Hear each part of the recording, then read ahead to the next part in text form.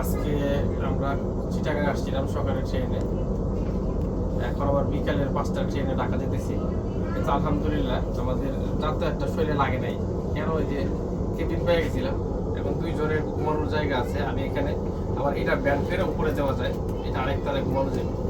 কিন্তু বেজাল পেলে কি টিকিট নিয়মিত পাওয়া যায় না। আমরা হঠাৎ চিন্তা করছিলাম কিছুদিন আগে টিকিট দরকার, মিলে গেছে। আমি অনেকবার ট্রেনে যাতায়াত করছি, কিন্তু এবার ভালো সিট পাইছি এবং ভালো সুবিধা পাইছি। এসি আছে, এখানে জিনিসপত্র রাখা যেতেছে। এইবার ট্রেনের ভ্রমণ করে মানে শরীরে লাগেই নাই, খুব ভালো।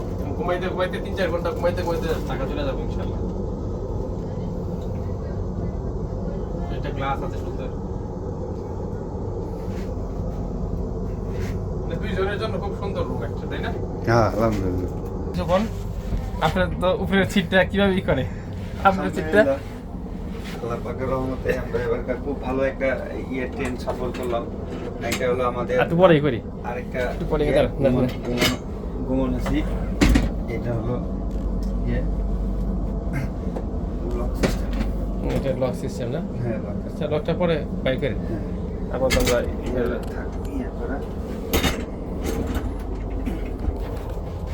এই ডাইরেক্ট ট্রেন মানে আর তেমন বাংলাদেশে সব লাইনে নাই। না, হ্যাঁ, চিটাগাং এই এই যে